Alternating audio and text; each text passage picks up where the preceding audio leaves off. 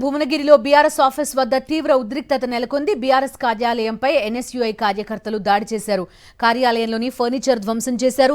BRS జిల్లా అధ్యక్షుడు Kancharla Ramakrishna Reddy CM Revanth రెడ్డిని దూషించారంటూ ఎన్ఎస్యుఐ కార్యకర్తలు ఆందోళనకు దిగారు. బీఆర్ఎస్ పార్టీ ఆఫీస్పై దాడి చేయడంతో పెద్ద సంఖ్యలో అక్కడికి చేరుకుంటున్నారు బీఆర్ఎస్ కార్యకర్తలు.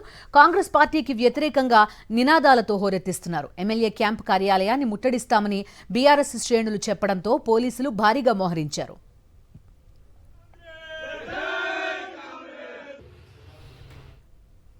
పూర్తి డీటెయిల్స్ చూద్దాం. మా కరెస్పాండెంట్ అశోక్ ఫోన్ లైన్ లో ఉన్నారు. అశోక్, చెప్పండి, ఈ మధ్య కాస్త యాక్టివ్ గా కనిపిస్తున్నారు కాంగ్రెస్ పార్టీకి సంబంధించిన కార్యకర్తలు.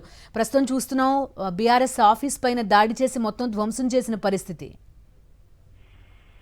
బిందు, బీఆర్ఎస్ జిల్లా అధ్యక్షుడు కంచర్ల రామకృష్ణారెడ్డి మీడియా సమావేశం నిర్వహిస్తూ కూడా రాష్ట్ర ప్రభుత్వం అనేక విధాలుగా ప్రజల్ని రైతులను మోసం చేస్తుందని చెప్పేసి విమర్శించుకున్నటువంటి నేపథ్యంలోనే కేసీఆర్ పై ఆయన పదే రేవంత్ రెడ్డి చేస్తున్నటువంటి వ్యాఖ్యలను తిప్పికొట్టేటువంటి క్రమంలోనే మాట జారినటువంటి పరిస్థితి. ఈ నేపథ్యంలోనే విషయం తెలుసుకున్నటువంటి కాంగ్రెస్ పార్టీకి సంబంధించినటువంటి కార్యకర్తలతో పాటు ఎన్ఎస్సీఐ అంటే కాంగ్రెస్ పార్టీ విద్యార్థి విభాగానికి సంబంధించినటువంటి కార్యకర్తలు కూడా దాదాపు 30 మంది ఒక్కసారిగా బీఆర్ఎస్ ఆఫీస్ వద్దకు చేరుకొని బీఆర్ఎస్ కంచర్ల రామకృష్ణారెడ్డి వ్యాఖ్యలకు నిరసన ఆందోళన వ్యక్తం చేశారు. అక్కడే ఉన్నటువంటి కుర్చీలతో పాటు ఆ కిటికీలకు ఉన్నటువంటి అద్దాన్ని లోపల కార్యాలయానికి చుచ్చుకెళ్లి లోపల ఉన్నటువంటి ఫర్నిచర్ ని కూడా ధ్వంసం చేసినటువంటి పరిస్థితి ఉంది. రామకృష్ణారెడ్డి వెంటనే క్షమాపణ చెప్పడంతో పాటు గతంలో 10 ఏళ్లలో చేయనటువంటి అభివృద్ధి కాంగ్రెస్ పార్టీ ఇక్కడ చేస్తుంటే ఓర్వలేకనే ఇటు ఎమ్మెల్యే అనిల్ కుమార్ రెడ్డితో పాటు అటు రేవంత్ రెడ్డి మీద కూడా అసభ్య పదజాలంతో దూషిస్తున్నారంటూ కూడా ఆగ్రహం వ్యక్తం చేస్తూ ఫర్నిచర్ ధ్వంసం చేసినటువంటి పరిస్థితి ఉంది. అది మీడియా సమావేశం నిర్వహించి బయటకు వెళ్ళినటువంటి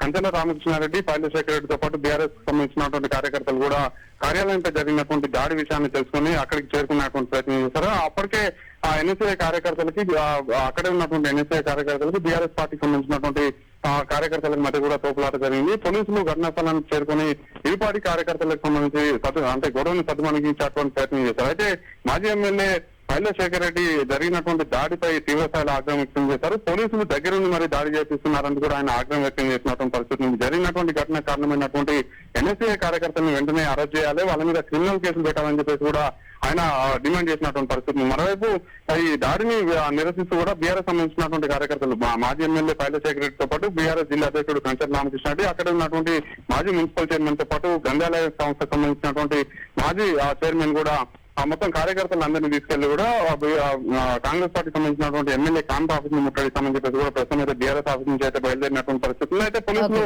అడ్డుకునే ప్రయత్నం చేసినప్పుడు కూడా వాళ్ళైతే ముందుకు చొచ్చుకెళ్తున్నటువంటి పరిస్థితి ఉంది. Okay Ashok, thank you.